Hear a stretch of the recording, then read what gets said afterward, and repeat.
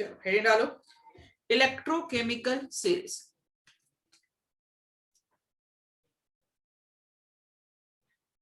Electrochemical series. अभी electrochemical series हमें क्या बताता है और इस पे ऊपर बेसिस पे हम क्वेश्चन कैसे सॉल्व करेंगे। इलेक्ट्रोकेमिकल सीरीज हमें बताता है कि elements are arrange in order of increasing, क्या बताएगा ये, elements are arrange in order of their increasing standard oxidation potential, standard oxidation potential। तो elements are arrange in increasing order. आपको पता है कि इलेक्ट्रोड पोटेंशियल, हम लोगों ने इलेक्ट्रोकेमिकल सीरीज लिया था। इलेक्ट्रोकेमिकल सीरीज में हमने अलग अलग बैटरीज देखे हैं, हमने अलग अलग सेल्स देखे हैं। इलेक्ट्रोकेमिकल सीरीज में हमने गैल्वानिक सेल देखा है, वोल्टाइक सेल देखा है। उसके बाद हमने इलेक्ट्रोड पोटेंशियल की बात की, और हमको पता है कि इलेक्ट्रोड पोटेंशियल दो टाइप्स के होते हैं। एक होता है स्टैंडर्ड ऑक्सीडेशन पोटेंशियल और दूसरा होता है स्टैंडर्ड रिडक्शन पोटेंशियल। तो यहाँ पे हमें पता है कि IUPAC ने क्या कहा था कि जो भी इलेक्ट्रोड पोटेंशियल है वो कौन सा पोटेंशियल लेना है, हमेशा रिडक्शन पोटेंशियल ही लेना है। हमेशा क्या लेना है, रिडक्शन पोटेंशियल ही लेना है यहाँ पे। तो यहाँ पे मैंने फिर तो गलत लिख दिया। अगर IUPAC ने कहा है कि इलेक्ट्रोड पोटेंशियल ही लेना है तो ये तो गलत हो जाएगा यहाँ पे। एक मिनट, उसके बाद हमने पढ़ा था EMF एंड सबसे इंपॉर्टेंट हमने पढ़ा था नर्स्ट इक्वेशन। और उसके कुछ कैलकुलेशन किए थे। तो यहाँ पे गलत हो जाएगा, increasing order of their increasing standard reduction potential. क्या होना चाहिए, स्टैंडर्ड रिडक्शन पोटेंशियल, क्योंकि जो इलेक्ट्रोड पोटेंशियल है किस फॉर्म में लेने वाले हैं हम, रिडक्शन पोटेंशियल किस में। तो यहाँ पे हम जो स्टैंडर्ड रिडक्शन पोटेंशियल निकालते हैं, विथ रिस्पेक्ट टू क्या निकालेंगे, मैंने कहा था with respect to primary reference electrode. और प्राइमरी रेफरेंस इलेक्ट्रोड कौन सा होता है, hydrogen electrode, standard hydrogen electrode as a primary reference electrode. तो जो भी मैं इलेक्ट्रोड पोटेंशियल निकालूंगी या जिसका भी हम इलेक्ट्रोड पोटेंशियल निकालेंगे, स्टैंडर्ड ऑक्सीडेशन पोटेंशियल हो, स्टैंडर्ड रिडक्शन पोटेंशियल हो, वो हमेशा विथ रिस्पेक्ट टू रहेगा हाइड्रोजन में। तो SRP मतलब standard reduction potential is taken with respect to hydrogen electrode. किसके रिस्पेक्ट में, with respect to hydrogen electrode. और आपको पता है कि हाइड्रोजन इलेक्ट्रोड है उसका जो ई सेल की वैल्यू होती है, दैट इज हमने देखा ई नॉट सेल देखा, ई सेल देखा, किसके लिए यहाँ पे H+ से 1/2 H2 जा रहा है, ये हमेशा कितना होता है, 0 वोल्ट। तो इसके रिस्पेक्ट में जिसका भी पोटेंशियल निकालना है सिंगल इलेक्ट्रोड पोटेंशियल का, वो हम निकाल सकते हैं। तो एलिमेंट्स को अरेंज करना है किस हिसाब से, with increasing standard reduction potential. अभी देखो इसको अरेंज कैसे करेंगे और इसको लिखेंगे कैसे, कुछ वैल्यू मैं बताती हूँ यहाँ पे। चलो ये लिख लो जल्दी से, elements are arrange in order of their increasing standard reduction potential. और किसके रिस्पेक्ट में, हाइड्रोजन इलेक्ट्रोड, जिसकी वैल्यू कितनी होती है, 0 वोल्ट। अभी कुछ एलिमेंट को हम अरेंज करें, पूरे के पूरे एलिमेंट को मैं अरेंज नहीं करूंगी, बाकी जो लिस्ट है आपके पास है बुक में आपके, तो मैं कुछ ही एलिमेंट का इलेक्ट्रोड पोटेंशियल लिखूंगी। अभी देखो यहाँ पे हम कुछ रिएक्शन लिखेंगे, ठीक है, यहाँ पे उसका रिप्रेजेंटेशन होगा, यहाँ पे उसका रिप्रेजेंटेशन है, और यहाँ पे SRP क्या होता है, स्टैंडर्ड रिडक्शन पोटेंशियल। SRP क्या होगा, स्टैंडर्ड रिडक्शन पोटेंशियल। पहला लिथियम, सबका मैं स्टैंडर्ड रिडक्शन पोटेंशियल लिख रही हूँ, तो जो भी रिएक्शन होगी वो रिडक्शन वाली रिएक्शन आनी चाहिए। तो लिथियम है प्लस में, इलेक्ट्रॉन गेन कर लेगा और किस में कन्वर्ट हो रहा है, लिथियम में कन्वर्ट हो रहा है। इसका प्रेजेंटेशन कैसे होगा, ई नॉट स्टैंडर्ड कंडीशन ले रहे, Li प्लस से कहां पे जाएगा, Li में जाएगा, प्लस से 0 पे जा रहा है, रिडक्शन हो रहा है और इसकी वैल्यू होती है -3.05 वोल्ट। कितना होगा, -3.05 वोल्ट। उसके बाद Zn2 plus, Zn2 plus 2 electron gain कर लेगा और यहां पे क्या मिलेगा, Zn। रिप्रेजेंटेशन कैसे लिखोगे, ई नॉट, Zn2 प्लस से Zn जा रहा है तो ये Zn2 प्लस से Zn जा रहा है। इसकी वैल्यू कितनी होती है, -0.76 वोल्ट। इसकी वैल्यू कितनी होगी, -0.76 वोल्ट। अभी इसके बाद कुछ एलिमेंट देखो, मैं पूरे के पूरे नहीं, मैं कुछ कुछ एलिमेंट लिख रही हूँ, कुछ कुछ एलिमेंट, बाकी सब लिस्ट आपके पास बुक में है। अभी उसके बाद FeR, Fe2 प्लस, यहां से 2 इलेक्ट्रॉन और ये क्या हो जाएगा, Fe हो जाएगा यहाँ पे। तो यहाँ पे क्या जाएगा, ई नॉट, ये हो जाएगा Fe2 प्लस से Fe और इसकी वैल्यू -0.45 वोल्ट। कितनी आई, -0.45 वोल्ट। ओके, देन यहाँ पे H प्लस आ रहा है और यहां से इलेक्ट्रॉन गेन कर लेगा और H2 होगा, इसी की तो रिस्पेक्ट में निकाल रहे। रिएक्शन को H2 के फॉर्म में लिखना है तो यहाँ पे 2 कर दो, यहाँ पे 2 कर दो, रिएक्शन बैलेंस हो जाएगी। अभी इसका लिखना है तो कैसे लिखोगे, ई नॉट H2 से क्या होगा, यहाँ पे सॉरी H2 से नहीं होगा, H प्लस से कहा जाएगा 1/2 H2 प्लस से 0 जाना। और आपको पता है कि इसका SRP कितना होता है, standard reduction potential for hydrogen. Hydrogen is primary reference electron, good नीति। तो इसका कितना होगा, 0.00 वोल्ट। ये तो रेफरेंस इलेक्ट्रॉन है, इसी के रिस्पेक्ट में तो हम निकाल रहे हैं, इसी के रिस्पेक्ट में हमारी वैल्यू चल रही है। उसके बाद आता है H प्लस के बाद Cu2 प्लस कॉपर, यहाँ पे 2 इलेक्ट्रॉन और ये क्या देगा, कॉपर। कैसे लिखोगे, ई नॉट, Cu2 प्लस से जाएगा, कहां पे जा रहा है, कॉपर पे जा रहा है, स्टैंडर्ड रिडक्शन पोटेंशियल। ये वैल्यू होती है +0.34 वोल्ट। देखो आप थोड़ा सा देख रहे हो कि 0 के ऊपर जितनी भी वैल्यू है सब निगेटिव है, मतलब हाइड्रोजन के ऊपर जितनी भी है वो सब की वैल्यू यहाँ पे माइनस में आ रही है और हाइड्रोजन के नीचे जो भी एलिमेंट है उसका जो स्टैंडर्ड रिडक्शन पोटेंशियल है पॉजिटिव में आ रहा है।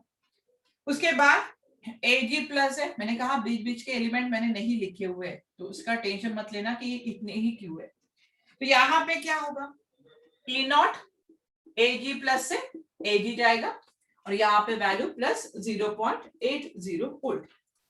Ag के पास आ रहा है यहाँ पे F2 आ रहा है, यहाँ पे F2, 2 इलेक्ट्रॉन यहाँ पे किसमें कन्वर्ट हो जाएगा, यहाँ पे 2F माइनस में। और इसके लिए है ई नॉट क्या हो जाएगा, F2 से यहाँ पे सॉरी F माइनस से लिखना पड़ेगा मुझे, यहाँ पे इसे लिखना पड़ेगा F2 से, हाँ F माइनस है, चलो F2 से F माइनस। तो इसकी वैल्यू जो होती है 2.87 वोल्ट। मैंने कुछ ही एलिमेंट लिए हैं, एक दो बार टेक्स्ट बुक में देख लोगे तो अपने आप याद हो जाएगा। उसकी कभी कभी ट्रिक्स भी बताई जाती है, ट्रिक्स भी यूज कर सकते हो आप लोग, कोई प्रॉब्लम नहीं है। देखो मैंने कुछ ही एलिमेंट है। अभी ये देखो, ये हमारा है रेफरेंस इलेक्ट्रॉन, मतलब मैं जो भी बात कर रही हूँ इसके रिस्पेक्ट में कर रहे हैं। हम जो भी बात कर रहे हैं हाइड्रोजन के रिस्पेक्ट में कर रहे हैं। हाइड्रोजन के ऊपर जो भी वैल्यू है निगेटिव में है और हाइड्रोजन के नीचे जो भी वैल्यू है वो पॉजिटिव में है। अभी यहाँ पे देखो SRP माइनस से और मतलब -3.05 से और कम नहीं आ सकती है, मतलब इससे वैल्यू कम नहीं होगी और F2 से ज्यादा वैल्यू कोई आ नहीं सकती है। मतलब रेंज कहां से कहां पे है, -3.05 से +2.87 वोल्ट तक रेंज है। इसके आगे मतलब लिथियम के ऊपर और कोई एलिमेंट नहीं हो सकता है, या इससे और कम किसी का स्टैंडर्ड रिडक्शन पोटेंशियल नहीं होगा, या F2 से ज्यादा किसी का स्टैंडर्ड रिडक्शन पोटेंशियल हो नहीं सकता। इसी रेंज में आएगी। हाँ ऑब्वियस है, सबके बीच में कुछ ना कुछ एलिमेंट आएंगे, सबके बीच में कुछ ना कुछ एलिमेंट है, मैं लिख के दे दूंगी आपको, कोई ये नहीं। तो अभी यहाँ पे बात कर रही है स्टैंडर्ड रिडक्शन पोटेंशियल की। अभी यहाँ पे देखो, यहाँ पे देखना है मैं यहां से ऊपर से नीचे की तरफ आ रही है, कहां से कहां आ रहे, ऊपर से नीचे की तरफ। तो मैंने कहा कि स्टैंडर्ड रिडक्शन पोटेंशियल इंक्रीज हो रहा है, स्टैंडर्ड रिडक्शन पोटेंशियल क्या हो रहा है, इंक्रीज हो रहा है। कहां से कहां इंक्रीज हो रहा है, from top to bottom, from lithium से लेके F2 तक स्टैंडर्ड रिडक्शन पोटेंशियल इंक्रीज हो रहा है। अभी मैंने कहा कि स्टैंडर्ड रिडक्शन पोटेंशियल किसका ज्यादा रहेगा, हमने ये बात कही थी, हमने ये बात डिस्कस की थी कि स्टैंडर्ड रिडक्शन पोटेंशियल किसका ज्यादा रहेगा, जिसकी रिड्यूस होने की कैपेसिटी ज्यादा हो, जिसकी रिड्यूस होने की इच्छा हो, जिसका रिड्यूस होने का मन हो।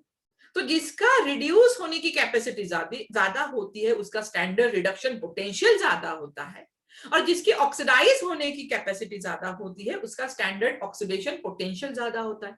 क्या हमने डिस्कस किया था। अभी मैंने कहा from top to bottom means from lithium to fluorine standard reduction potential increases. अगर स्टैंडर्ड पोटेंशियल इंक्रीज हो रहा है, अगर स्टैंडर्ड पोटेंशियल इंक्रीज हो रहा है मतलब tendency to get reduce increase हो रही है। यहां पे क्या हो रहा है, टेंडेंसी टू गेट रिड्यूस मतलब रिड्यूस होने की टेंडेंसी क्या होगी, इंक्रीज हो रही है। क्या बात समझ में आई है, क्या बात समझ में आ रही है। यहाँ पे एसआरपी बढ़ रहा है, स्टैंडर्ड रिडक्शन पोटेंशियल किसका ज्यादा रहेगा, जिसकी रिड्यूस होने की टेंडेंसी हो, मतलब टेंडेंसी टू गेट रिड्यूस वो भी इंक्रीज हो रहा है। अभी मुझे बताओ कि यहाँ पे आप देख रहे हो ये वाला कॉपर, देखो कॉपर की टेंडेंसी रिड्यूस होने की है, थोड़ा समझ लो, कॉपर की टेंडेंसी रिड्यूस होने की है। तो रिड्यूस होने के लिए क्या करेगा, दो इलेक्ट्रॉन किसी और से ले लेगा। अगर ये दो इलेक्ट्रॉन गेन कर रहा है तो किसी और से कर रहा है ना, खुद के तो लेके आया नहीं है। अगर ये दो इलेक्ट्रॉन गेन कर रहा है तो किसी और से लेके आ रहा है, खुद का तो है नहीं, मतलब किसी और ने दो इलेक्ट्रॉन को दिया है, किसी और एलिमेंट ने दो इलेक्ट्रॉन कॉपर को दिए हैं। तो जिस एलिमेंट ने कॉपर को दो इलेक्ट्रॉन दिए हैं उसका क्या हुआ होगा, ऑक्सीडेशन हुआ होगा। क्या बात समझ में आ रही है, जिसने भी इलेक्ट्रॉन कॉपर को दिए हैं उस एलिमेंट का ऑक्सीडेशन हुआ होगा। ऑक्सीडेशन मतलब क्या हो रहा है, लॉस ऑफ इलेक्ट्रॉन। ऑक्सीडेशन मतलब क्या हो रहा है, लॉस ऑफ इलेक्ट्रॉन। तो इलेक्ट्रॉन का लॉस हो रहा है, मतलब कॉपर क्या कर रहा है, दूसरों को ऑक्सीडाइज कर रहा है। कॉपर दूसरे से दो इलेक्ट्रॉन लेके दूसरों को ऑक्सीडाइज कर रहा है, खुद रिड्यूस हो रहा है, मतलब टेंडेंसी टू गेट रिड्यूस बढ़ रहा है। तो वैसे ही इसका ऑक्सीडाइजिंग नेचर भी बढ़ेगा, इसका क्या बढ़ेगा, ऑक्सीडाइजिंग नेचर भी बढ़ेगा। एक एक बात समझ लो, इंपॉर्टेंट है, इस पे न्यूमेरिकल्स पूछे जाते हैं, इसीलिए मैं एक एक बात आराम से समझा रही हूँ। क्या समझ में आ रहा है। एसआरपी बढ़ रहा है, किसका एसआरपी बढ़ता है, जो रिड्यूस होने की टेंडेंसी रखता है, मतलब tendency to get reduce increases. Reduce होना मतलब अगर मैंने कॉपर का एग्जांपल लिया, कॉपर रिड्यूस हो रहा है, जिसका रिडक्शन होता है वो क्या होता है, ऑक्सीडाइजिंग एजेंट होता है, मतलब यहाँ पे ऑक्सीडाइजिंग नेचर भी बढ़ रहा है, ऑक्सीडाइजिंग नेचर भी बढ़ रहा है। तो यहाँ पे मुझे बता, अगर मैं उल्टा सोचूं, अगर मैं उल्टा सोचूं, नीचे से ऊपर की तरफ जाऊं, अगर मैं नीचे से ऊपर की तरफ जाऊं तो क्या पड़ेगा, टेंडेंसी टू गेट ऑक्सीडाइज, मतलब यहाँ पे ऑक्सीडाइज होने की टेंडेंसी बढ़ रही है, यहाँ पे ऑक्सीडाइज होने की टेंडेंसी बढ़ रही है, मतलब कौन सा नेचर बढ़ रहा है, रिड्यूसिंग नेचर बढ़ेगा, यहाँ पे रिड्यूसिंग नेचर बढ़ेगा। इसीलिए जो लिथियम होता है Li+, ये जो लिथियम है ये स्ट्रॉन्ग रिड्यूसिंग एजेंट है। ये कैसा है, स्ट्रॉन्ग रिड्यूसिंग एजेंट रहेगा। आप लोगों ने बहुत बार पढ़ोगे स्ट्रॉन्ग रिड्यूसिंग एजेंट है, बट भाई क्यों स्ट्रॉन्ग रिड्यूसिंग एजेंट है, because from bottom to top tendency to get oxidized increases means SOP standard oxidation potential बढ़ रहा है। क्या बढ़ रहा है, स्टैंडर्ड ऑक्सीडेशन पोटेंशियल बढ़ रहा है। तो स्ट्रॉन्ग रिड्यूसिंग एजेंट लिथियम है, तो यहाँ पे रिड्यूसिंग नेचर सबसे ज्यादा किसका है, F2 का है, मतलब ये वाली रिएक्शन रहेगी वो क्या रहेगी, स्ट्रॉन्ग क्या दिखाएगी, ऑक्सीडाइजिंग नेचर। क्या दिखाएगी? Strong oxidising nature. अभी आप देख रहे हो कि जो निगेटिव में है, जिसकी वैल्यू निगेटिव में है, वो रिड्यूसिंग नेचर शो करता है, वो एसओपी की हाई वैल्यू शो करेगा, एसओपी मतलब निगेटिव में। और जिसका ऑक्सीडाइजिंग नेचर ज्यादा होता है वो पॉजिटिव में होता है। जिसका ऑक्सीडाइजिंग नेचर ज्यादा होगा उसकी वैल्यू किस में आ रही है? पॉजिटिव। तो आपको याद रखना है पॉजिटिव और निगेटिव में, पॉजिटिव एसआरपी ज्यादा, निगेटिव एसओपी ज्यादा। क्लियर हो रहा है? चलो नोट करो, इस पे क्वेश्चन बहुत ज्यादा पूछे जाते हैं।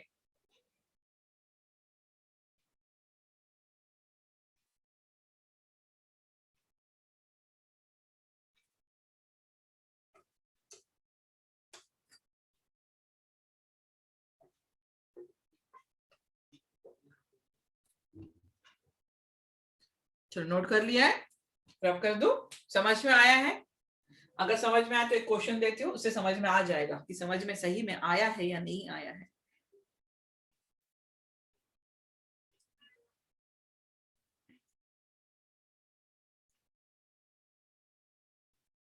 चल रब कर रही हूँ।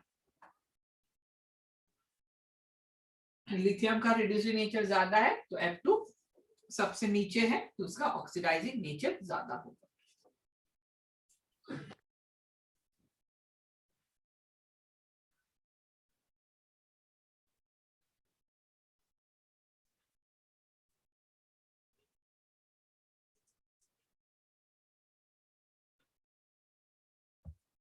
एक क्वेश्चन लिखो, सिंपल क्वेश्चन है पहले तो।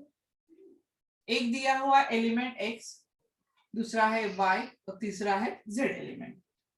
X की वैल्यू है 0.52 वोल्ट, Y दिया हुआ है -3.03 volt and -1.18 volt. Order of reducing power पूछा है, ऑर्डर ऑफ रिड्यूसिंग पावर मतलब भाई रिड्यूसिंग नेचर, रिड्यूसिंग पावर, कुछ भी बोलो, इनका ऑर्डर ऑफ रिड्यूसिंग पावर पूछा है। रिड्यूसिंग पावर मतलब भाई रिड्यूसिंग नेचर, ऑक्सीडाइजिंग पावर मतलब ऑक्सीडाइजिंग नेचर। क्या होगा सोच समझ के देना आंसर, अगर सही में इलेक्ट्रोकेमिकल सीरीज समझ में आया है तो।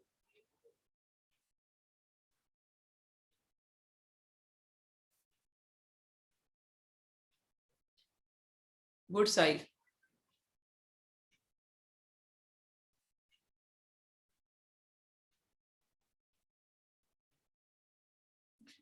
नितिन उल्टा नहीं कर रहे, रिड्यूसिंग पावर पूछा है। गुड अथर्व। साक्षी क्या है, ऑर्डर क्या दे रहे हो? अच्छा उस इंक्रीजिंग। गुड जोएल, गुड आलोक।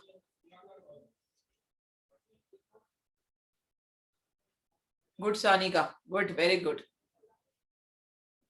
ना ना ना, रिडक्शन पुट, रिड्यूसिंग पावर रे, रिड्यूसिंग पावर मतलब रिड्यूसिंग नेचर।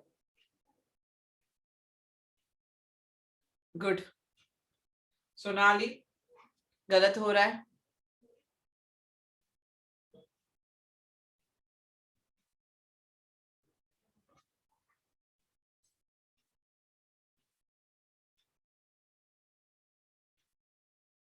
चलो करे, सॉल्व करे। हाँ सोनाली अब सही है। देखो जिनको नहीं समझ में अभी भी बहुत सारे लोगों ने आंसर दे दिया, वेरी गुड।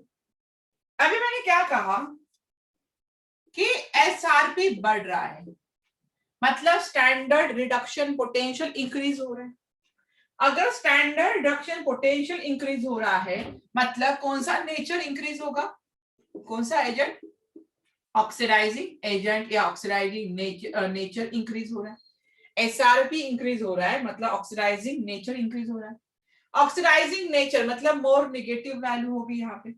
अभी मोर यहाँ पे oxidise sorry SRP oxidising agent बढ़ेगा तो यहाँ पे क्या आएगा इसका ऑर्डर? पहले एक्स आ जाएगा, उसके बाद एक्स के बाद कौन सी वैल्यू है? जेड है, और जेड के बाद क्या हो जाएगी? वाई होगी। ठीक है, बट क्या हमें ये पूछा है? क्या हमें ये पूछा है? हमें इसका रिड्यूसिंग एजेंट पूछा है, हमें रिड्यूसिंग पावर पूछा है। तो रिड्यूसिंग पावर बिल्कुल इसके अपोजिट होगा, रिड्यूसिंग पावर इसके अपोजिट होगा, क्या होगा यहाँ पे y, उसके बाद z और उसके बाद x। क्लियर हुआ है? y, z and x।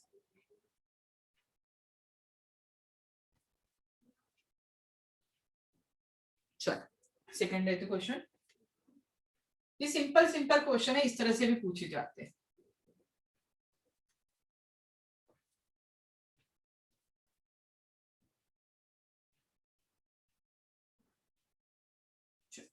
Next question लिखो।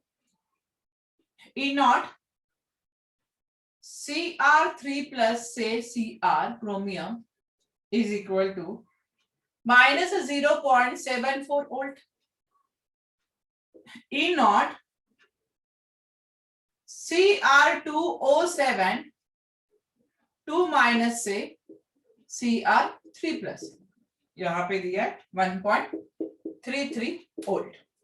ठीक है, उसके बाद दिया है E नॉट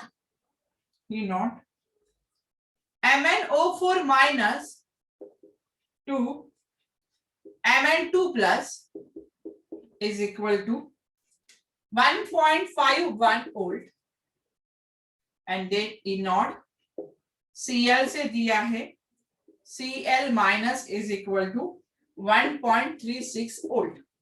क्वेश्चन है the strongest oxidizing agent is option A Cl, option B Cr3 plus, option C Mn2 plus and D option MnO4 minus। MnO4 minus. ये question आया हुआ है 2017 में मेंस में, 2017 मेंस।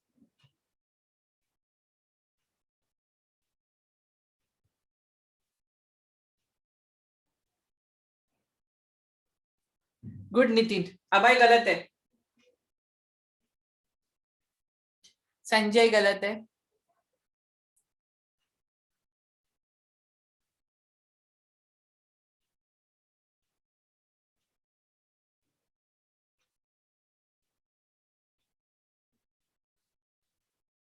चलो जल्दी जल्दी।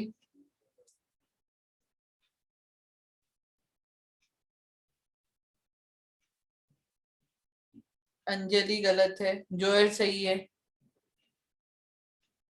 अथर्व गलत है। Atharva question oxidising agent. Aditya गलत है, अथर्व गलत है।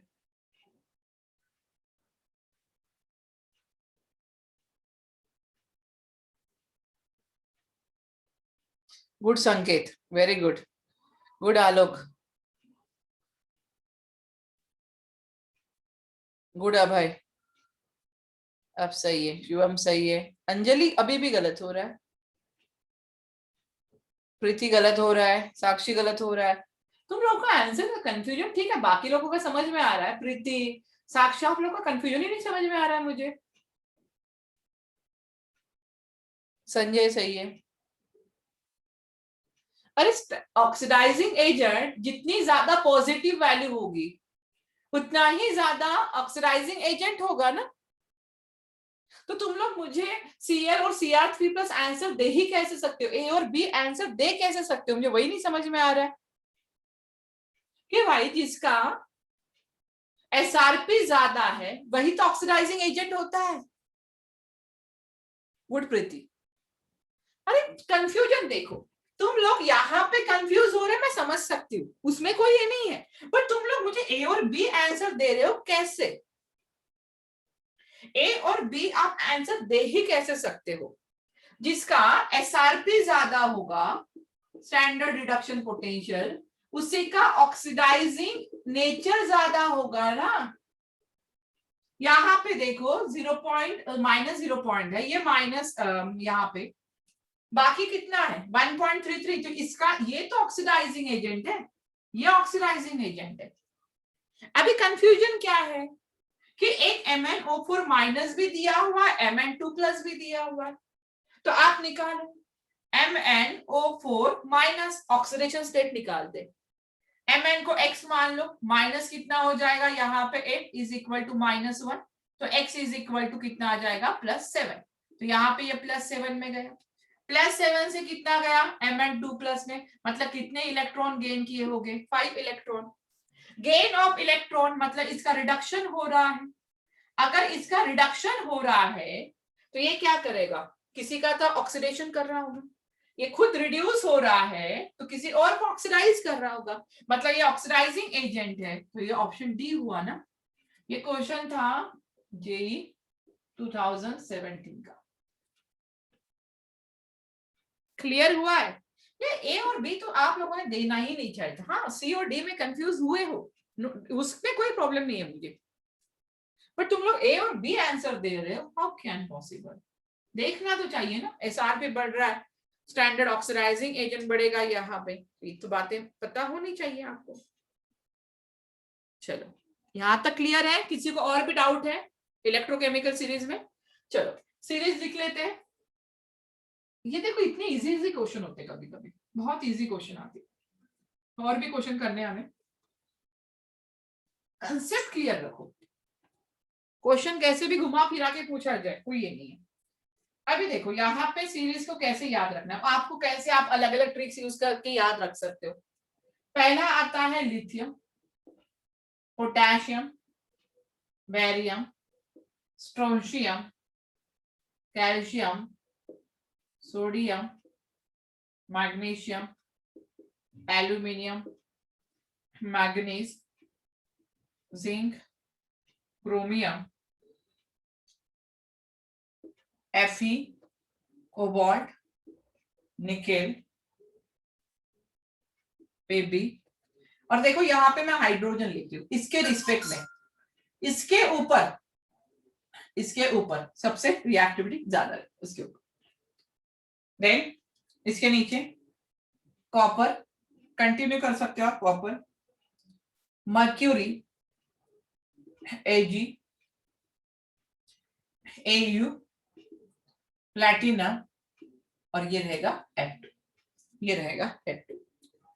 ये याद रखना है, lithium, potassium, barium, strontium, calcium, sodium, magnesium, aluminium, manganese, zinc, chromium, iron, cobalt, nickel, lead, hydrogen, copper, mercury, Ag, Au, platinum और F2। हाइड्रोजन का कितना होता है 0 वोल्ट, इसके रिस्पेक्ट में ही हम निकाल रहे हैं, हाइड्रोजन के रिस्पेक्ट में ही हम चल रहे हैं, ठीक है।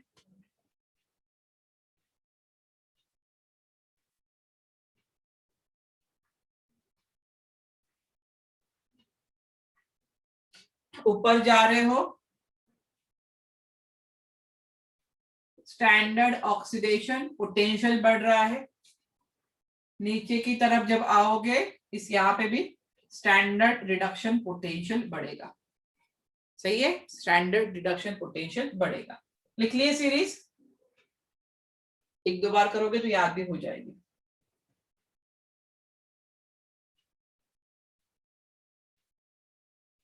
अभी इसका एप्लीकेशन क्या है, जो इलेक्ट्रोकेमिकल सीरीज हम ले रहे हैं उसका एप्लीकेशन पार्ट्स क्या रहेगा?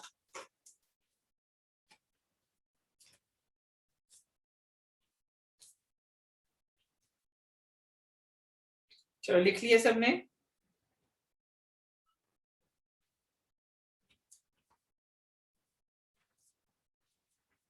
Application of electrochemical series.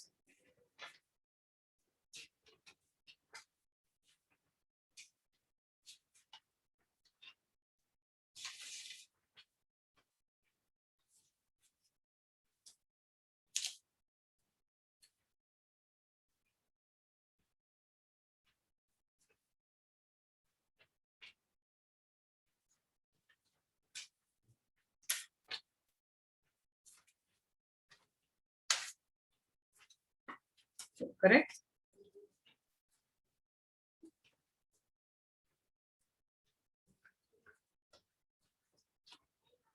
पहला फर्स्ट लिखो, to find spontaneity of galvanic cell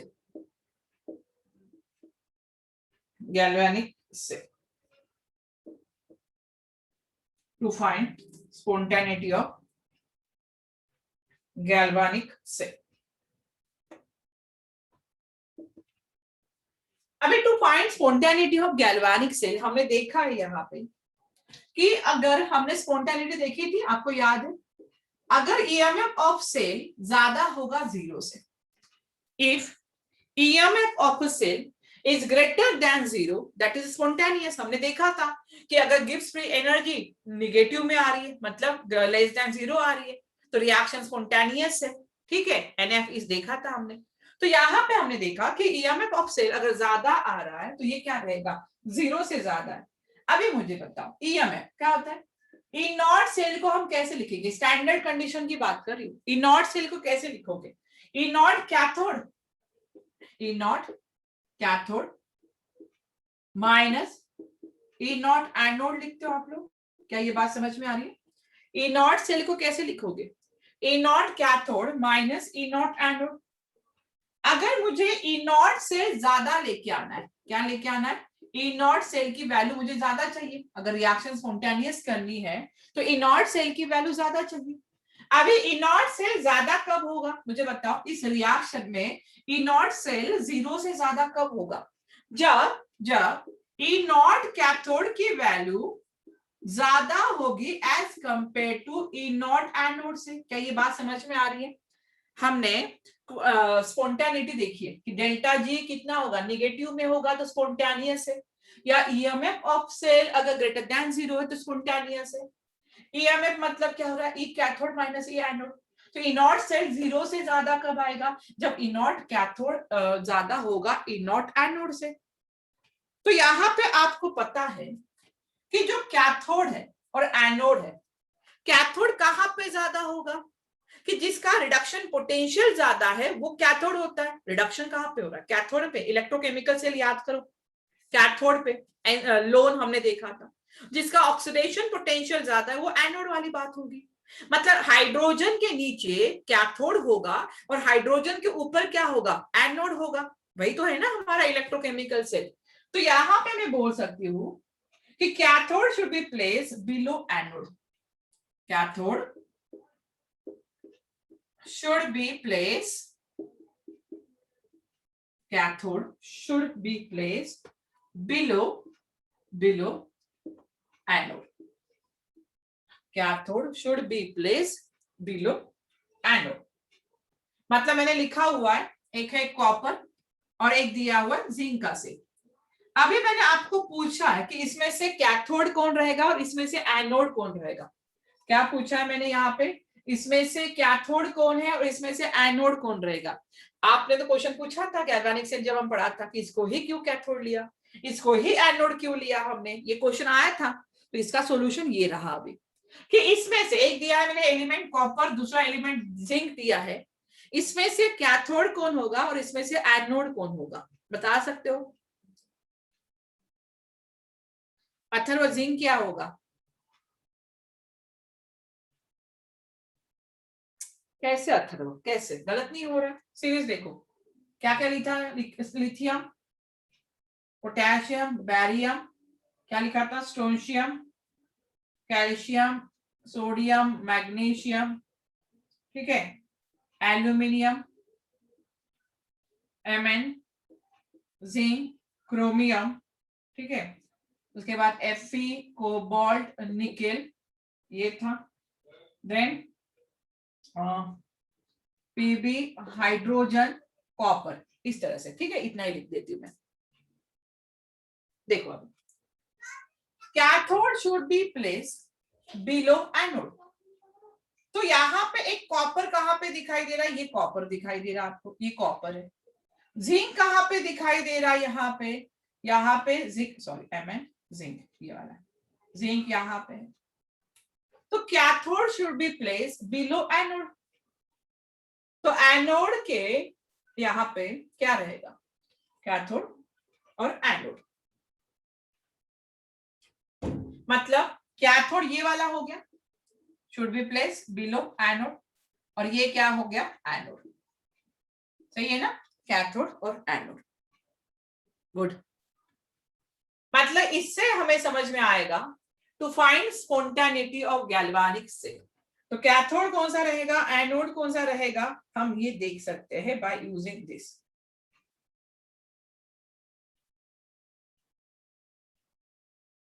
चलो उसके बाद सेकेंड एप्लीकेशन समझ में आया, कैथोड और एनोड कैसे डिसाइड करना है, ये लाइन लिख के रख दो, cathode should be place below anode, बहुत इंपॉर्टेंट लाइन है ये। चलो रब कर दो ये, इसको बाद में देखते हैं। अभी आप बोलते हो कुछ रिएक्शन फिजिबल है, कुछ रिएक्शन फिजिबल नहीं है।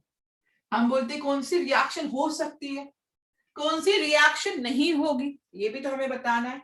सेकेंड एप्लीकेशन, सेकेंड, पहला था spontaneity, write down. Metals above hydrogen in the series, hydrogen in the series displace hydrogen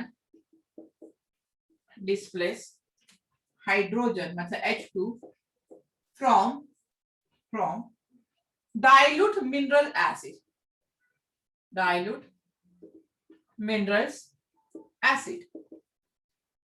metals above hydrogen in the series displace H2 from dilute mineral acid। आप लोग देखते थे कि आपने बचपन में पढ़ी कि रिएक्शन होगी, ये रिएक्शन पॉसिबल नहीं है। क्यों पॉसिबल नहीं है, ये भी रीजन। अभी मैंने लिखा है zinc plus H2SO4, it gives, क्या होगा यहाँ पे ZnSO4, और प्लस क्या हो रहा है यहाँ पे H2 हो रहा है। क्या ये रिएक्शन पॉसिबल है, क्या ये रिएक्शन पॉसिबल है? यस। मेटल अबो हाइड्रोजन, जिंक हाइड्रोजन के ऊपर है, और ये डिस्प्लेस कर सकता है hydrogen from dilute mineral acid से। यहां पे देखो, जो जिंक है 0 से यहाँ पे 0, यहाँ पे +2, तो जिंक 0 से +2 में जा रहा है, मतलब ऑक्सीडेशन हो रहा है। कहां पे होता है, ये एनोड होगा। ठीक है, ये क्या होगा, यहाँ पे एनोड होगा। और यहाँ पे जो हाइड्रोजन है ये +1 की फॉर्म से कहां पे जा रहा है, 0 में जा रहा है, ये 0 में जा रहा है। तो यहाँ पे रिडक्शन हो रहा है, यहाँ पे क्या हो रहा है, रिडक्शन हो रहा है। मतलब क्या रहेगा, ये कैथोड वाली बात करेंगे। ठीक है, इसका क्या हो रहा है, रिडक्शन हो रहा है यहाँ पे। तो यहाँ पे दोनों प्रोसेस हो रही है, इसीलिए ये क्या कर रहा है, डिस्प्लेस कर सकता है। हाइड्रोजन के ऊपर जितने भी मेटल है, हम मेटल की बात कर रहे हैं, तो वो क्या करेंगे, डिस्प्लेस करेंगे H2 फ्रॉम मिनरल एसिड से। तो यहाँ पे जो सेल रिएक्शन होगी, यहाँ पे जो सेल रिएक्शन है वो कैसी है, स्पॉन्टेनियस है। वो कैसी रिएक्शन है, स्पॉन्टेनियस रिएक्शन। लेकिन अगर मैं रिएक्शन लिख रही हूँ, कॉपर है और मैंने +HCl लिया है, और यहाँ पे फॉर्म होगा CuCl2 +H2, क्या ये रिएक्शन पॉसिबल है? देखो, क्या ये रिएक्शन पॉसिबल है? अभी आप देखो यहाँ पे कि यहाँ पे जो कॉपर प्लस की फॉर्म में है, यहाँ पे जाके +2 के फॉर्म में जा रहा है। मतलब इसका क्या हो रहा है, ऑक्सीडेशन। किस पे हो रहा है, एनोड पे हो रहा है।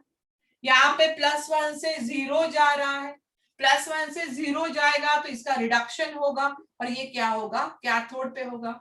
अभी मुझे बताओ, ये कॉपर हाइड्रोजन के ऊपर है या नीचे है, हाइड्रोजन के नीचे है। तो हाइड्रोजन के नीचे है तो इसको तो कैथोड बनना चाहिए था, इसकी टेंडेंसी रिड्यूस होने की है।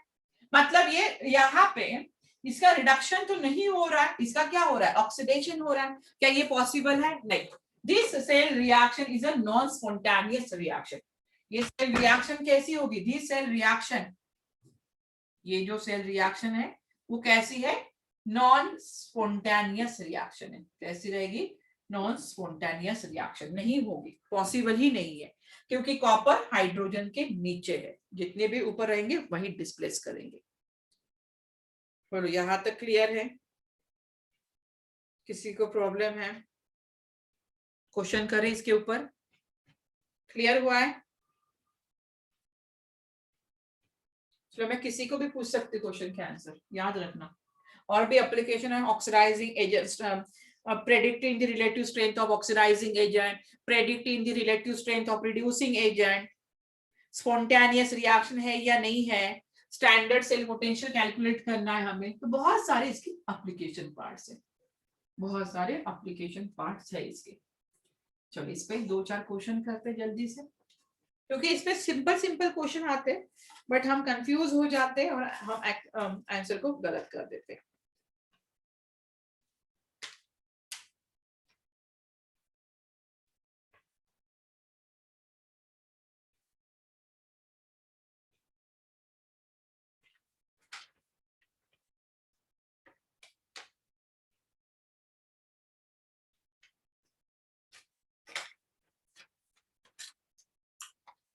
Write down. Number 1. Arrange the following. Arrange the following. Oxidizing agent. Oxidizing agents in order of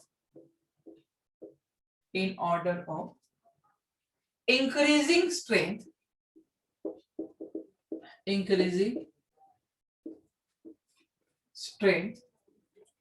under standard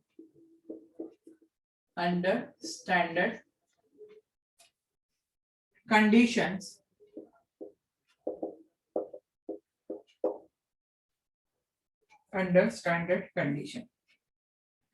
Ag plus 0.8 volt, Al3 plus minus 1.66 volt,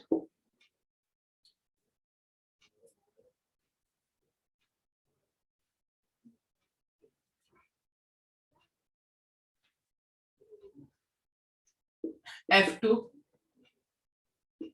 2.87 volt, Cl2 1.36 volt, I2 0.54 volt, Cd2 plus minus 0.4 volt.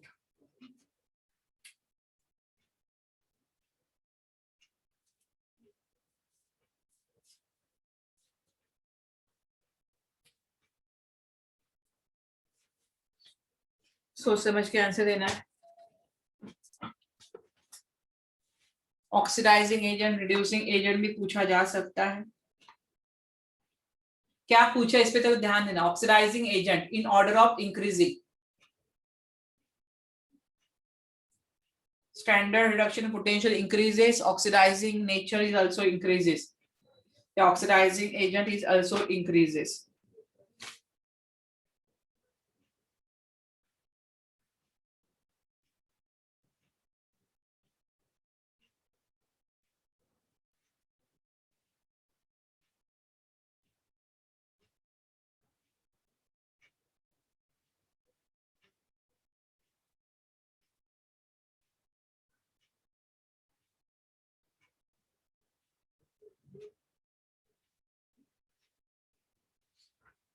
चलो जल्दी से type कर सकते हो ना। Oxidising agent, सबसे ज्यादा oxidising agent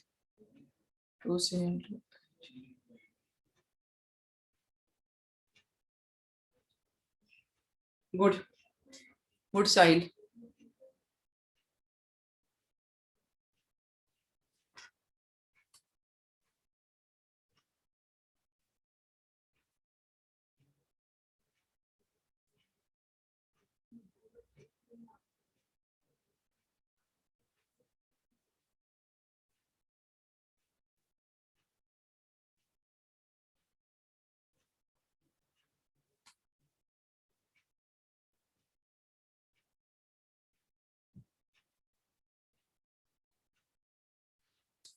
L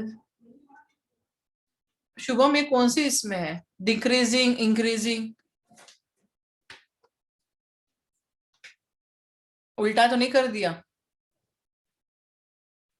साक्षी? ये क्या है?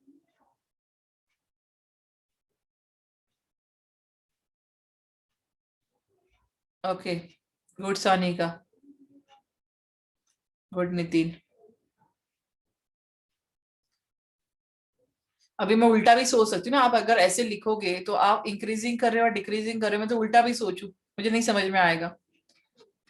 ऑक्सीडाइजिंग एजेंट जिसका एसआरपी ज्यादा होगा, देखो बहुत कुछ इसमें कोई अलग साइंस लगाने की जरूरत नहीं है, बहुत इजी है। गुड सूरज। जिसका ऑक्सीडेशन पोटेंशियल, सॉरी, जिसका रिडक्शन पोटेंशियल, जिसका, ये याद रखना, जिसका एसआरपी ज्यादा है उसी का ऑक्सीडाइजिंग एजेंट या ऑक्सीडाइजिंग नेचर ज्यादा होगा। ऑक्सीडाइजिंग नेचर ज्यादा होगा। देखो एसआरपी किसका ज्यादा है, ये तो दो माइनस में है भाई, इसको बाद में देखेंगे। पहले सबसे ज्यादा F2 आ रहा है, सबसे ज्यादा कौन आ रहा है? F2 2.87। उसके बाद Cl2 आएगा, उसके बाद Cl2, इन दोनों में से कौन आएगा? 0.Ag प्लस आएगा, देन I2 आ रहा है यहाँ पे, ठीक है ना, I2 आ रहा है। उसके बाद कैडमियम और Al के बीच में है, कैडमियम का कितना दिया है? -0.4 दिया है, एल्यूमिनियम -1 है, तो -1 तो लास्ट में जाएगा, मतलब कैडमियम 2 प्लस और यहाँ पे Al 3 प्लस। सही है? तो इस तरह से आप देख पाओगे, ये याद रखना हमेशा, जिसका स्टैंडर्ड रिडक्शन पोटेंशियल ज्यादा होगा उसी का ऑक्सीडाइजिंग एजेंट नेचर ज्यादा होगा। कभी कभी आपको ऑक्सीडाइजिंग नेचर ना पूछ के रिड्यूसिंग नेचर भी पूछ सकते हैं, तो जिसका एसआरपी ज्यादा उसका रिड्यूसिंग नेचर, रिड्यूसिंग एजेंट या रिड्यूसिंग नेचर ज्यादा रहेगा। क्लियर है? चलो नेक्स्ट लो, कोरोजन, वो भी ले ही लेती हूँ, फिर छूट जाए, नहीं समझा कभी तो याद नहीं होना चाहिए।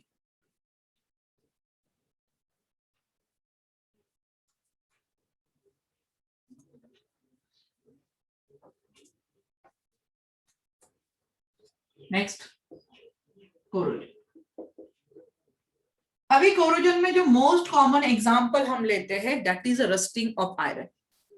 अभी कोरोजन मतलब होता क्या है? कोरोजन होता है डिटेरियोरेशन, हम बोल सकते हैं, रस्टिंग बोल सकते हैं यहाँ पे, और प्योर मेटल की। जैसे हम सबसे ज्यादा जो रस्टिंग होती है आयरन की होती है, जो हमें अच्छे से दिखाई देती है, बाकी भी एलिमेंट्स है, कॉपर की भी रस्टिंग होती है, बट सबसे ज्यादा आयरन की होती है। तो corrosion means deterioration of pure metal by electrochemical redox reaction. मतलब जो कोरोजन हो रहा है, जो रस्टिंग हो रही है, उसमें कौन सी रिएक्शन है? जो भी रस्टिंग होती है उसमें इलेक्ट्रोकेमिकल रिडॉक्स रिएक्शन होती है। जैसे कोरोजन है, रस्टिंग है, तो दिस रिएक्शन या this process involve electrochemical redox reaction. Means in this reaction oxidation and reduction takes place simultaneously. तो यू नो वेरी वेल कि at anode oxidation takes place, at cathode reduction takes place. तो what principle are behind in this concept या in this corrosion या rusting of iron? तो according to electrochemical theory, the metal due to defects, आपने defects पढ़े हैं, तो कोई भी मेटल है due to defects in their solid structure या जो नॉन यूनिफॉर्म स्ट्रक्चर है वहां पे, यहाँ पे on their surface, different region of surface, जो एक सरफेस होता है, जैसे मैंने आयरन ले लिया, तो आयरन का जो डिफरेंट डिफरेंट सरफेस है, तो different surface act as a anode as well as cathode. अगर एक आयरन सरफेस है, उसका जो डिफरेंट डिफरेंट सरफेस है, वो एनोड की तरह या कैथोड की तरह भी रिएक्ट कर सकता है यहाँ पे। तो यहाँ पे हम बोलेंगे इलेक्ट्रोकेमिकल रिडॉक्स रिएक्शन पॉसिबल है। तो एक आयरन सरफेस पे हो सकता है कि एक मेटल सरफेस पे ऑक्सीडेशन हो रहा है, दूसरे मेटल सरफेस पे रिडक्शन हो रहा है, और उसी से हमारी कौन सी रिएक्शन होगी? Spontaneous redox reaction. कौन सी होगी? Spontaneous redox reaction. तो rusting of iron is common example of corrosion. कौन सा एग्जाम्पल ले रहे हैं हम अभी? एग्जाम्पल ले रहे हैं रस्टिंग ऑफ आयरन। तो rusting of iron is a common example of corrosion. तो due to presence of moisture, क्या होता है?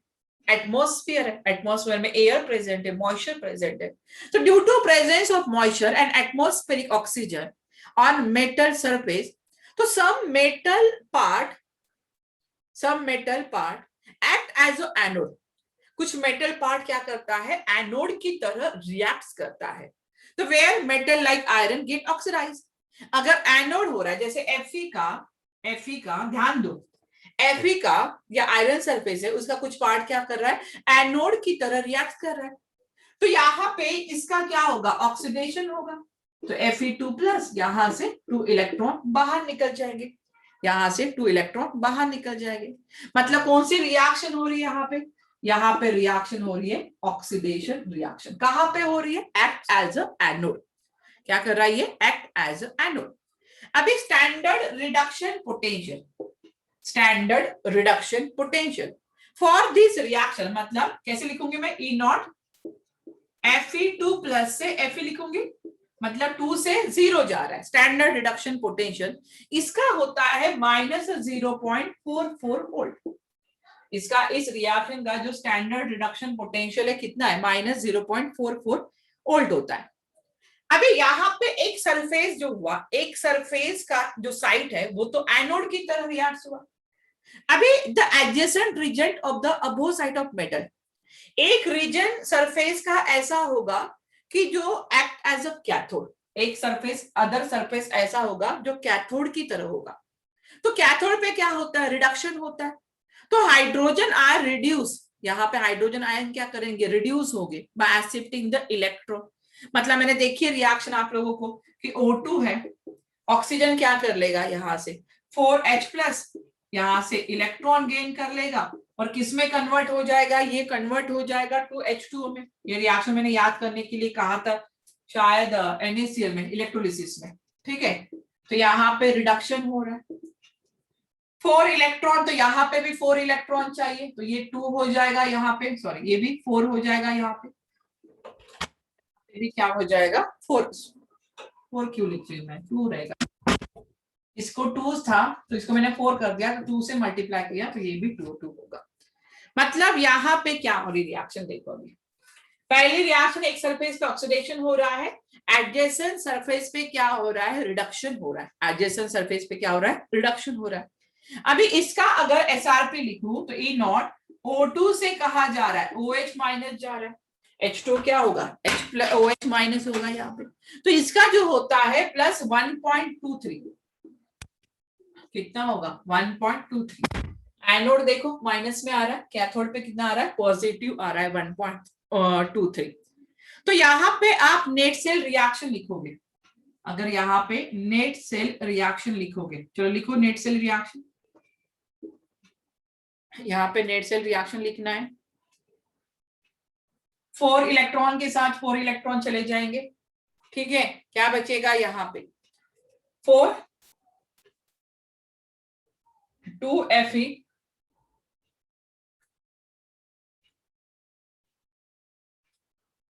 चलो करो जल्दी जल्दी, net cell reaction for this reaction, चलो यहाँ पे 2Fe प्लस O2 प्लस यहाँ पे 4H+, it gives 2Fe2 plus, यहाँ पे क्या बचेगा 2H2O, 2H2O, that is a net cell reaction. क्या हो गया ये, net cell reaction. Fe oxidise हो रहा है Fe2+ में। जितना ज्यादा इनॉट सेल की वैल्यू होगी, जितनी ज्यादा इनॉट सेल की वैल्यू होगी उतना ही ज्यादा कोरोजन स्पॉन्टेनियस होगा। जो Fe2+ आयंस है, यहाँ पे जो Fe2+ आयंस है फर्दर ऑक्सीडाइज होता है Fe3+ आयंस में। Fe2+ ions further oxidize to Fe3+ ion by oxygen in the presence of water है, और यही क्या करता है, रस्ट फॉर्म करता है, यही क्या फॉर्म करता है, रस्ट। मतलब अगर मैं रिएक्शन लिखूं यहाँ पे ओवरऑल रिएक्शन, तो यहाँ तक हो गया, इधर लिख देती हूँ।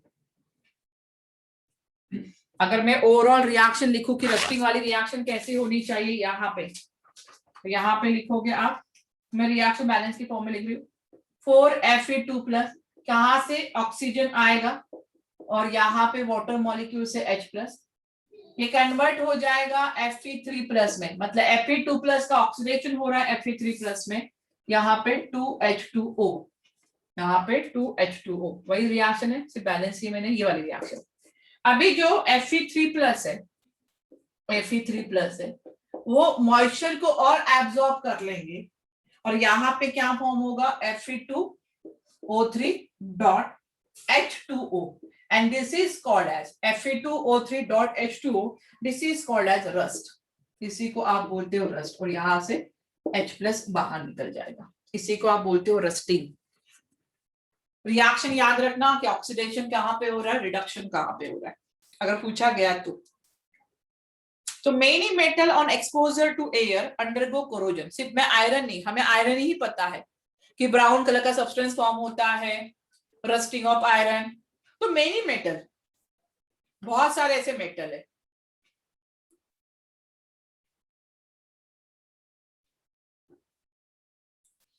ये जैसे ब्राउन कलर फॉर्म करता है, रेडिश ब्राउन कलर, वैसे ही कॉपर ग्रीन कलर फॉर्म करता है, कॉपर की भी रस्टिंग होती है, और कॉपर क्या फॉर्म करता है, ग्रीन कलर।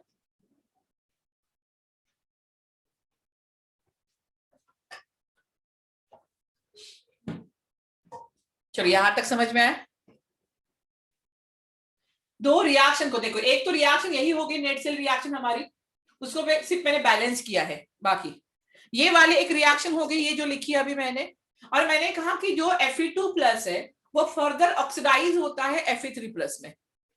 सेकेंड रिएक्शन मैंने बताई है कि Fe2+ है, फर्दर ऑक्सीडाइज हो रहा है Fe3+ में, और वो क्या फॉर्म कर रहा है, हाइड्रेट फॉर्म कर रहा है Fe2O3 डॉट H2O, और उसी हाइड्रेट को हम बोलते हैं रस्ट। ओके नितिन, चलो अब इसका मैकेनिज्म बताओ, मतलब एक डायग्राम के थ्रू बताती हूँ मैं उसको, चलो और इजी करते हैं उसको डायग्राम के थ्रू।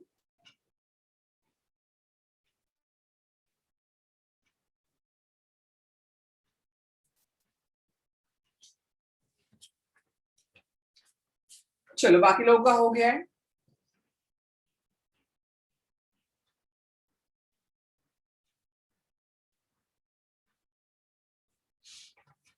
रब कर देते। अब एक थोड़ा सा डायग्राम के थ्रू समझते हैं कि कैसे, मैंने कहा कि एक सरफेस पे ऑक्सीडेशन होता है, दूसरे सरफेस पे रिडक्शन होता है। पहले Fe2+ फॉर्म कर लेना, Fe2+ को ऑक्सीडाइज करना Fe3+ में, उसी का हाइड्रेट फॉर्म कर दोगे तो रस्टिंग हो जाएगी। ये देखो इस तरह से पहला मेटल सरफेस निकाल लेते हैं।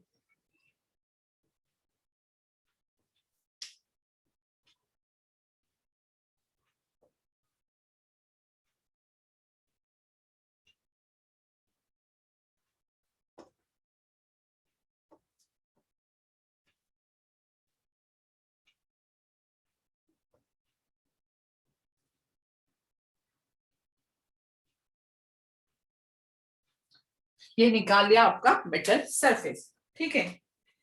अभी मेटल सरफेस पे क्या हो रहा है कि एक वाटर ड्रॉपलेट आ रहा है, एक वाटर ड्रॉपलेट आ गया, ठीक है, एक वाटर ड्रॉपलेट है, यहाँ पे इस तरह से मॉइस्चर है,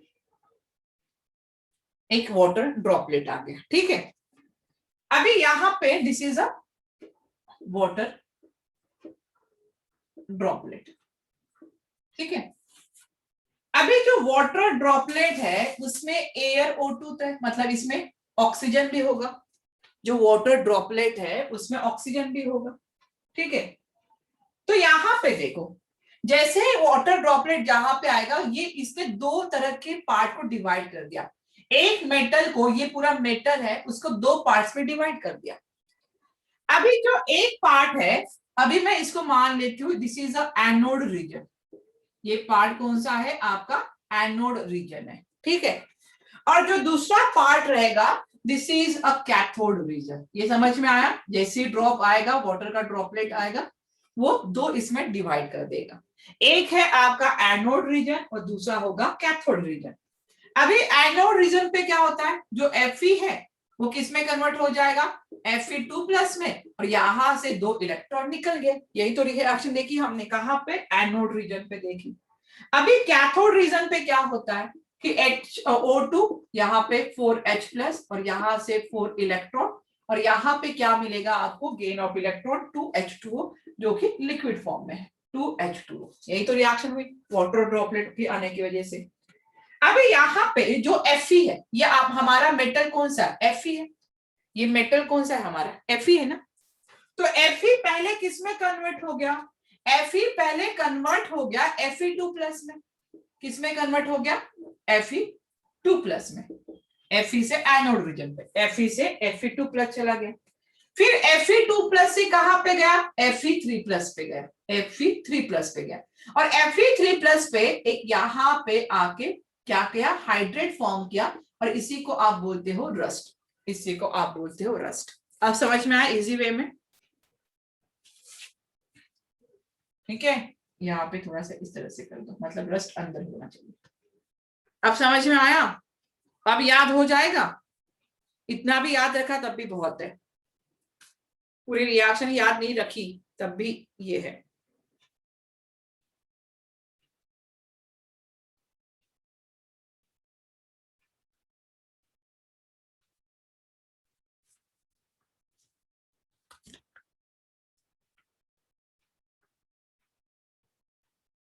इसीलिए आप प्रिवेंशन क्या लेते हो, अगर मैं यहाँ पे प्रिवेंशन की बात करूं तो प्रिवेंशन क्या क्या लोगे आप यहाँ पे।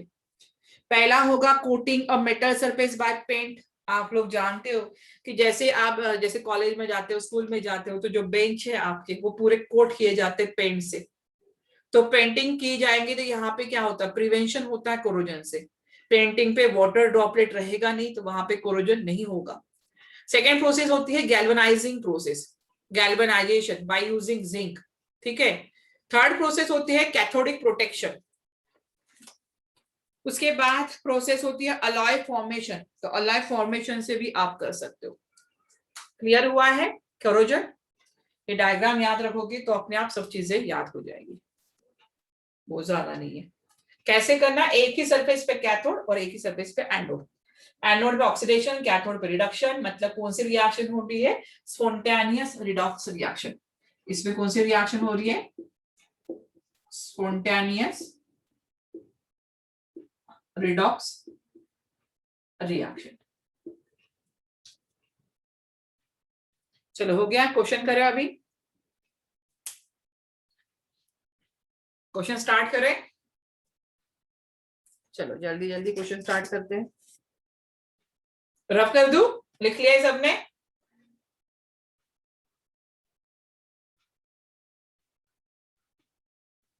चलो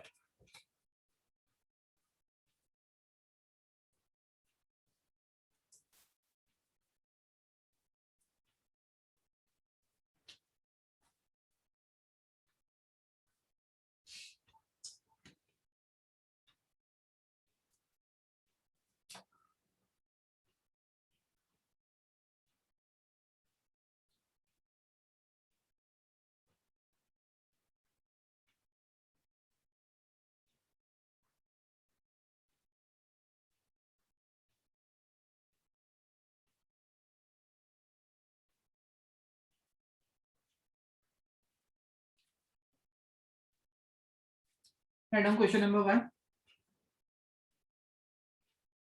the half cell reaction, the half cell reaction दिखाई दे रहा है ना, for the corrosions, for the corrosion, corrosion are 2H plus 1/2 O2 plus 2 electron, it gives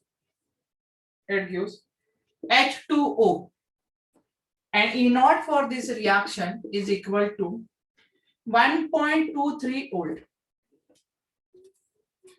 Fe2 plus 2 electron, it gives Fe, E naught minus 0.44 volt. Find the delta G naught, और उन्हें कहा in kilo joule में। for the overall reaction. For the overall reaction. Option है ए -76 kilo joule में कहा है तो answer kilo joule में दिया होगा। -322 सबसे आंसर के एक्सेप्शन में है, सब लोग आंसर करोगे। And D -152। सोच समझ के आंसर करना। और सब मैं ये प्रीवियस ईयर के क्वेश्चन दे रही हूँ आपको, सब प्रीवियस ईयर के क्वेश्चन है, जेई की ही क्वेश्चन है।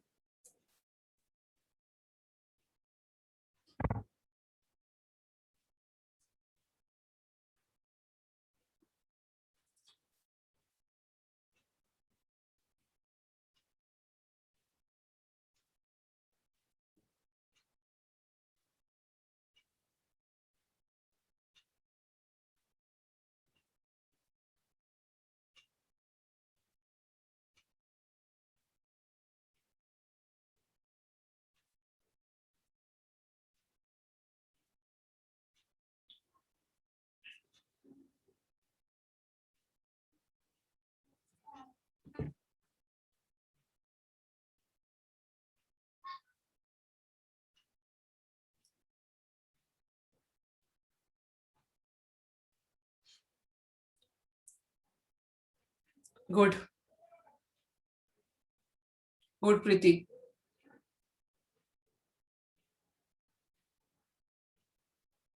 जल्दी जल्दी करना है कि ज्यादा से ज्यादा क्वेश्चन हो सके। गुड सूरज।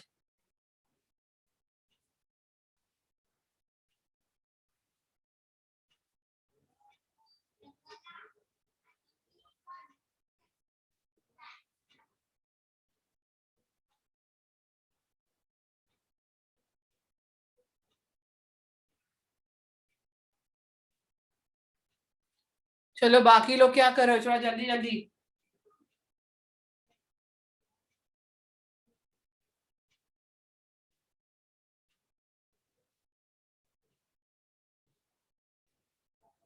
Good Sanket, very good. अभय आंसर नहीं है अभी तक। आकांक्षा, मेघा, नेहा, चलो जल्दी जल्दी, इतना टाइम नहीं लगाना है, बहुत सारे क्वेश्चन सॉल्व करने में।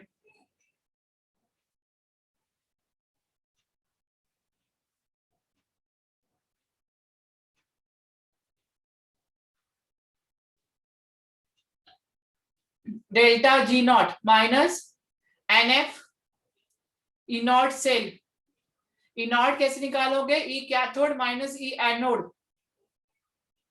ई कैथोड माइनस ई एनोड। अभी कैथोड कौन सा है, एनोड कौन सा है? ये आप इलेक्ट्रोकेमिकल सीरीज पढ़ा है नहीं? साहिल गलत हो रहा है। ई कैथोड कौन सा है, ई एनोड कौन सा है, तो आप बाय यूजिंग इलेक्ट्रोकेमिकल सेल भी मुझे बता सकते हो।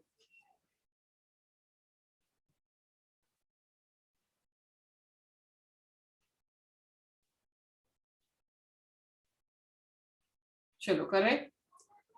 किसी को नहीं आया? बाकी लोगों को सिर्फ 5 से 6 लोग। अब भाई गलत है।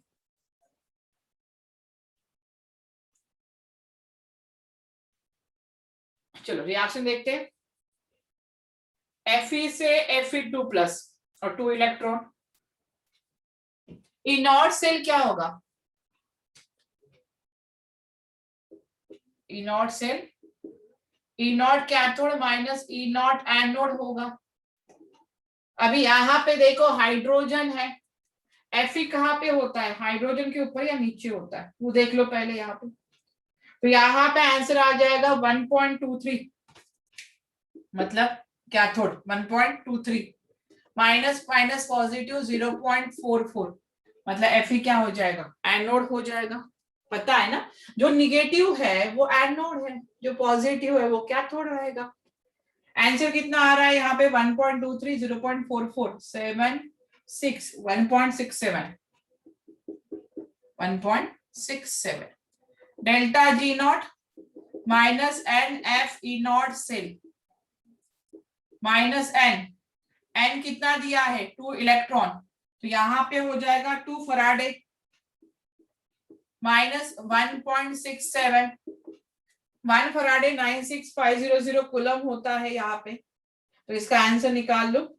माइनस यहाँ पे 322310 इतना जूल में आता है, माइनस 322310 जूल्स में, हमें जूल्स में नहीं चाहिए, हमें किलो जूल में चाहिए, तो 1000 से डिवाइड कर दो, 322 kilo joule. Option B only right, yes. बाकी अभय कहाँ पे गलती कर दी थी?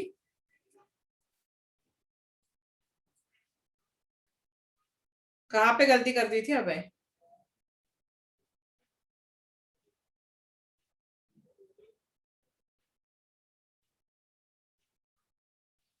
चलो, अच्छा, ये नॉट सेल में ही गलती कर दी, इसीलिए मैंने कहा कि जो इलेक्ट्रोकेमिकल सीरीज है वो अच्छे से समझ लो, मतलब निगेटिव और पॉजिटिव वैल्यू से ही आपको समझ में आ जाएगा कैथोड कौन सा है, एनोड कौन सा है, हाइड्रोजन के नीचे, इसलिए सीरीज भी याद करके रखो, सीरीज भी आपको याद करना है।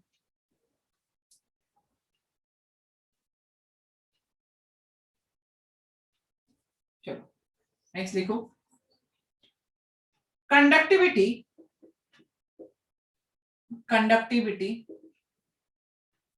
is directly proportional to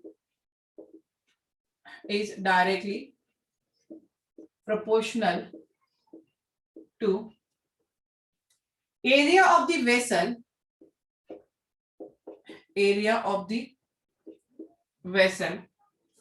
and the concentration of the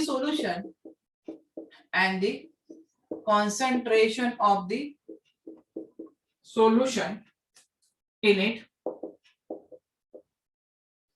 and is inversely proportional to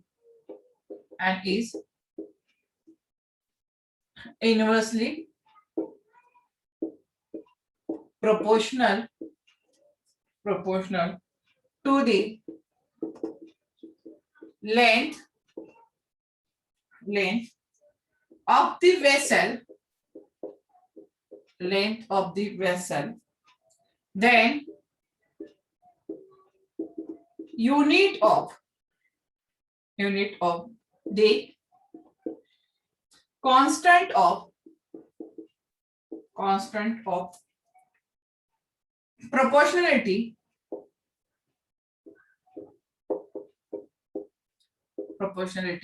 is, ये भी क्वेश्चन आया हुआ है।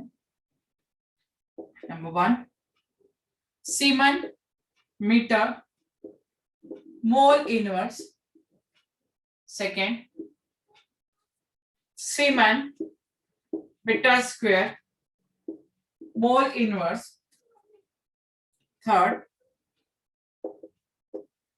Metre square mole inverse, and fourth Siemens square meter square mole inverse।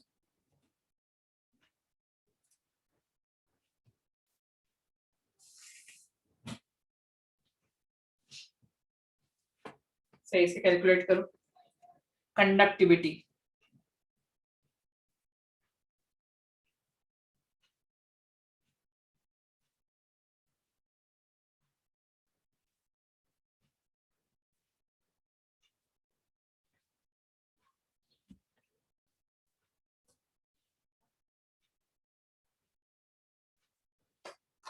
तब तक ट्राई करो, तब तक दूसरा क्वेश्चन लिख के रख देती हूँ।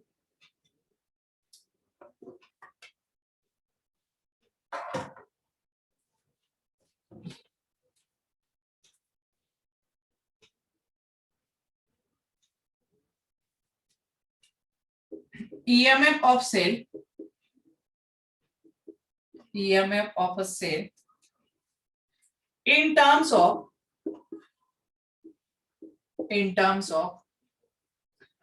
reduction potential,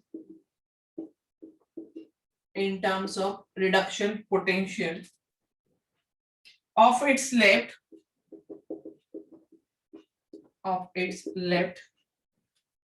and right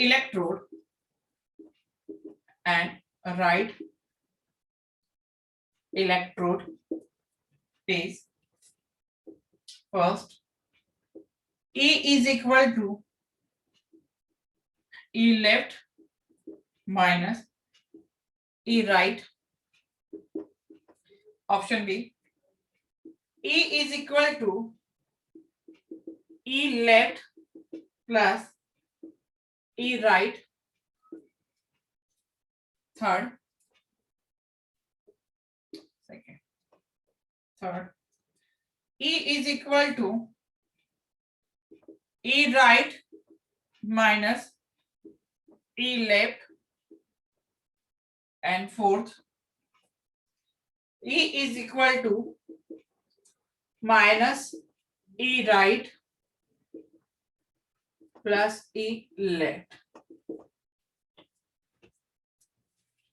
Good, Preeti. Very good. Siemens metre square नहीं नितिन, कैसे होगा? और किसी ने आंसर दिया था? प्रीति का सही है।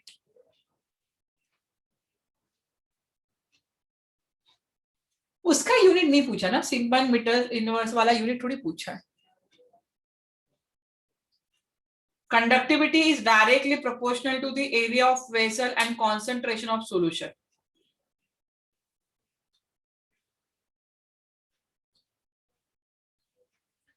साक्षी किसका आंसर दे रहे हो आप?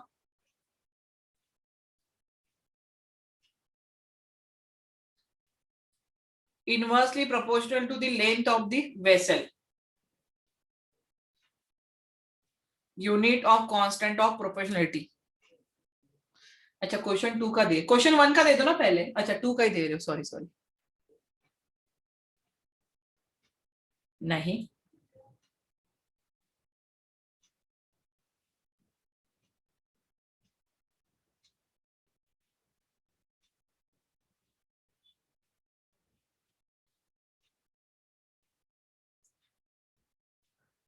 गलत है सूरज। धीरे धीरे निकलना शुरू हो जाते हो। Siemens is equal to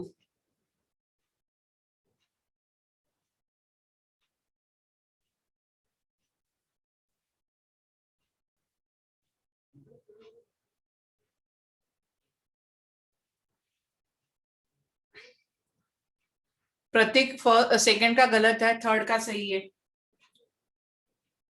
third का सही है। सेकंड का आंसर है बी, मतलब सेकंड का आंसर है सेकंड।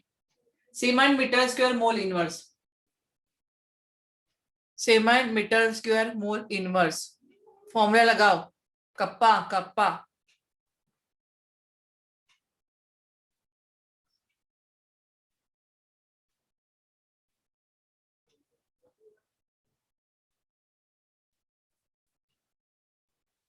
फॉर्मूला यूज करो कंडक्टिविटी का। Kappa is equal to conductance into cell constant. चलो उसके बाद third, EMF of cell in terms of reduction potential on its left and right electrode is, in terms of reduction potential. इसका तो answer सबको आना चाहिए, इसमें क्या कंफ्यूजन है? इन टर्म्स ऑफ रिडक्शन पोटेंशियल, हमने जो फॉर्मूला निकाला है वही। क्या कर रहे हो बाकी लोग, कब तक आंसर करोगे?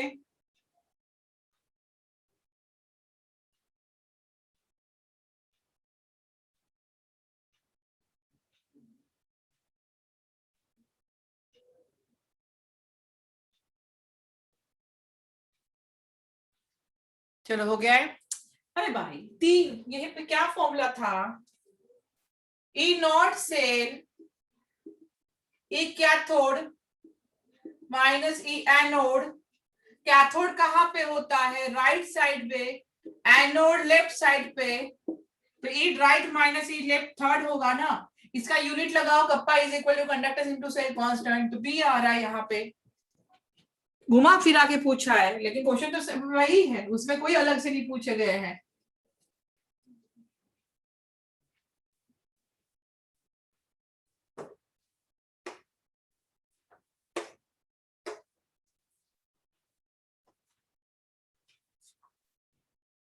Fourth, right on. What will be the what will be the EMF for the given cell, for the given cell? Platinum H2 दिया है, उसका पार्शियल प्रेशर P1 दिया हुआ है, H प्लस इन एक्वस यहां पे दिया हुआ है H2 और इसका पार्शियल प्रेशर दिया है P2, ठीक है। और यहाँ पे platinum standard hydrogen electrode.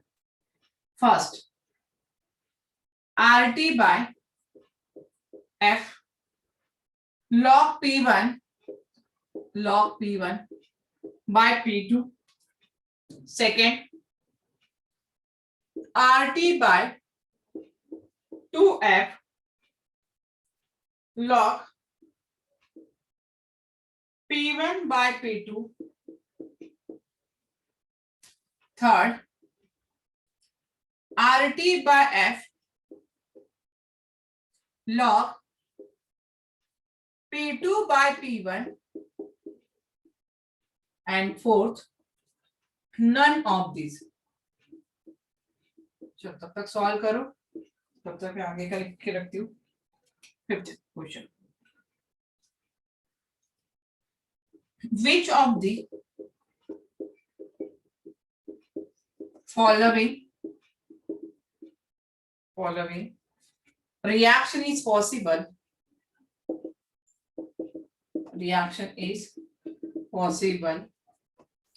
at anode?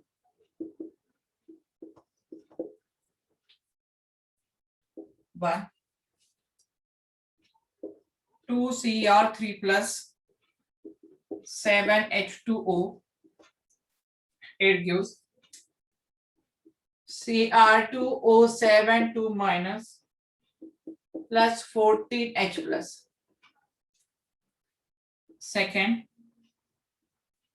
F2 2F minus. Third 1/2 O2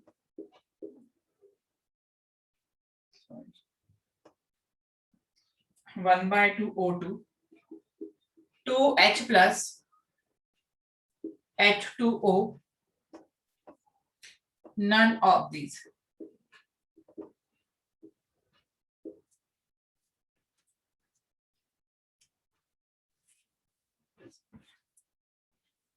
Six o'clock, Nitin.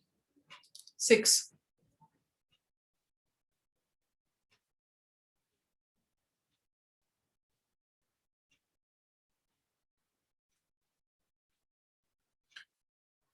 अच्छा, क्वेश्चन 4 का गलत नहीं हो रहा है प्रीति? गलत हो रहा है। Platinum P1 H plus RT bye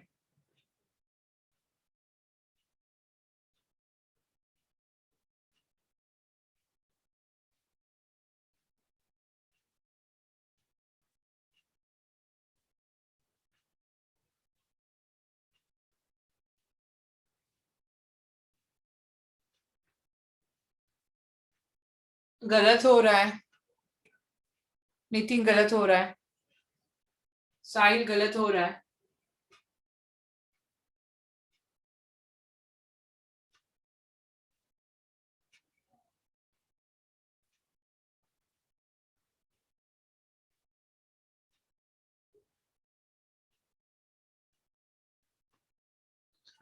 साहिल करो, जल्दी से करो। इसमें फोर्थ में कंडीशन देनी चाहिए थी, कंडीशन नहीं दी है। अगर मैं H2 से H प्लस जा रही हूँ, H2 से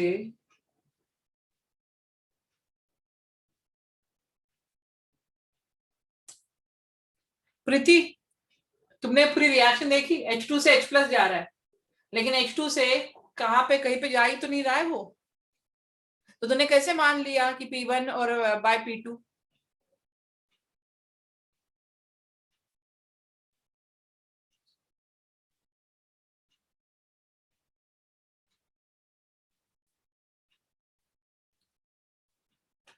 चलो जल्दी जल्दी आंसर दो। अगर फोर्थ का नहीं आ रहा है फिफ्थ का आंसर दो। फोर्थ का नहीं आ रहा है फिफ्थ का आंसर दो जल्दी से।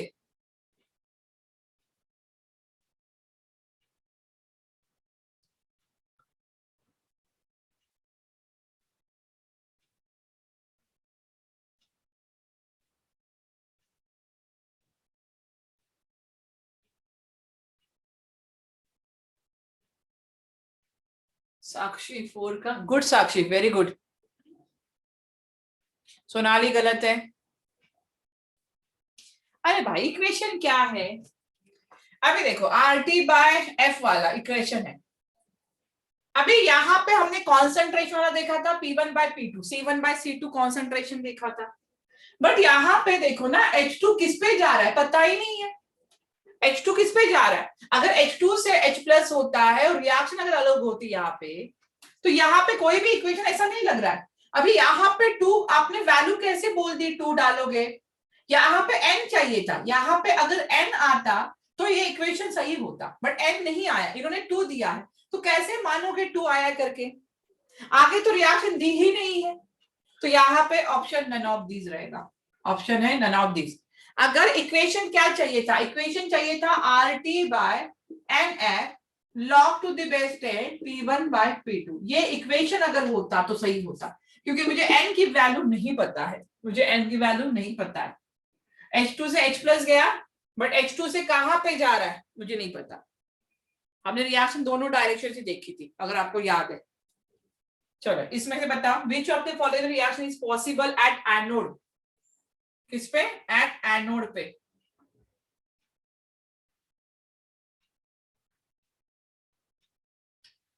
जल्दी से, गुड प्रीति। बाकी लोग जल्दी से, इसका आंसर तो बहुत इजी है। एनोड पे क्या होगा हमेशा? एनोड पे क्या होता है? ये देखो, एनोड पे ऑक्सीडेशन हो रहा है। एनोड पे क्या होता है? ऑक्सीडेशन होता है। यहां पे देखो 0 से -1 जा रहा है, मतलब ये तो रिडक्शन वाली प्रोसेस हो रही है। ये तो रिडक्शन है। 0 से -2 के फॉर्म में जा रहा है, तो इस पे भी रिडक्शन हो रहा है। यहाँ पे देखो क्रोमियम 3 प्लस से यहाँ पे 2x - 14 इज इक्वल टू -2 6, तो यहाँ पे आ जाएगा -12 6 आ जाएगा 3, मतलब Cr3 प्लस से कितना आ रहा है? +6 आ रहा है। यहाँ पे कितना आ रहा है? +6। तो 3 प्लस से कितना जा रहा है? +6 पे जा रहा है। तो 3 प्लस से 3 6 जा रहा है, तो यहाँ पे ऑक्सीडेशन हो रहा है, और एनोड पे ऑक्सीडेशन होता है, मतलब कौन सी reaction? First reaction. Yes Nitin, वो भी ऑप्शन बोल सकते हो, वैसे भी आप बोल सकते हो। क्लियर है? चलो इसके आगे के क्वेश्चन हम बाद में लेते हैं। पढ़ो यार, तुम लोग पढ़ नहीं रहे हो ना, इसीलिए कंफ्यूज हो रहे, क्योंकि इतना सारा इलेक्ट्रोकेमिस्ट्री हो गया और आप लोग पढ़ कितना रहे हो दिखाई दे रहा है मुझे। छोटे छोटे कंसेप्ट अगर समझाने पड़े इतना पढ़ने के बाद, तो बहुत अलग बात होगी।